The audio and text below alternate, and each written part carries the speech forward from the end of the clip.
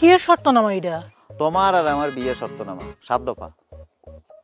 পড়ি দেখো, যদি তোমার কোনো ধরনের আপত্তি থাকে তুমি ভোট দিতে পারো, অসুবিধা নেই। কিন্তু একদম যদি বলো যে না একটা দফাও মানি না, তাহলে কিন্তু বিয়ে ক্যান্সেল। এগুলো তুই কি বলতেছো? তুই কি আরে ভালোবাসো না? ওমা, ভালোবাসি না মানে?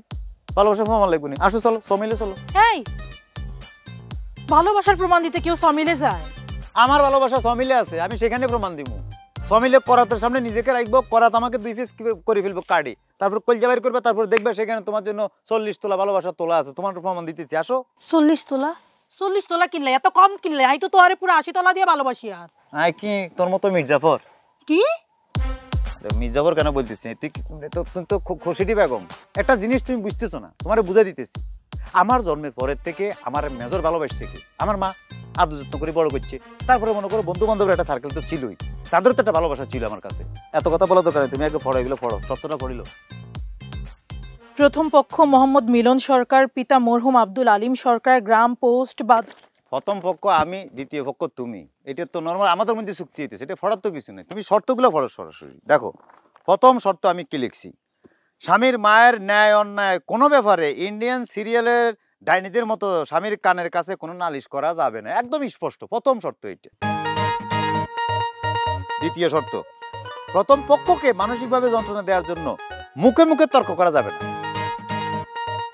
শর্ত নম্বর 3, বিবাহের পর বন্ধু বান্ধবের দূরে সরানোর জন্য কোনো ধরনের চক্রান্ত করা যাবে না। হ্যাঁ, শর্ত 4, রাত 9টা পর্যন্ত বন্ধু বান্ধবের সাথে আড্ডা মারতে দিতে হবে। সময় সময় এটা বাইতেও পারে, 9টা থেকে 10টা হইতে পারে, সেটা আমি বলে দিব পরে, ঠিক আছে? শর্ত 5, আড্ডার সময় অতি জরুরি প্রয়োজন ছাড়া ফোন করা যাবে না। যে তুমি কোনায় আছো, চলিয়ে আসো, তোমাকে মিস করতেছি, অনেক মিস হয়েছে, সেগুলো বিয়ের পরে চলবে না। শর্ত নম্বর 6, এই শর্তের বিপরীতে দ্বিতীয় পক্ষ কোনো ধরনের উল্টা শর্ত দিতে পারবে না। মানে এই শর্ত দিলাম আমি, তুমি আরেকটা শর্ত দিবা, নো, এটা চলবে না, এটা বলা হবে না। এবং লাস্ট 7 নম্বর শর্ত এবং সর্বশেষ শর্ত যেটা, এসব শর্ত ভঙ্গ করিলে প্রথম পক্ষ মানে আমি আরই দ্বিতীয় পক্ষের সাথে ডিভোর্স তার মন মর্জি অনুযায়ী আচরণ করিবে। হ্যাঁ, তুই কি আরে বিয়া কইরবা না এই শর্তে জালে আটকাইবা? কোনটা? না আরে শর্তে জালে আটকাই তুই অন্য জায়গায় বিয়া কইরবা?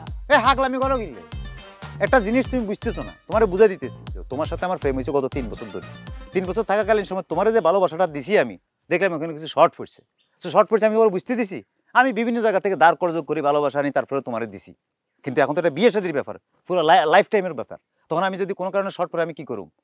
হ্যাঁ, এজন্য মনে করো যে আমি এই চুক্তিনামা করছি। শোনো, কথা হচ্ছে কি, এই অধিবেশনের মূল বিষয় কিয়া সেটা তো মনে রাখতে হবে।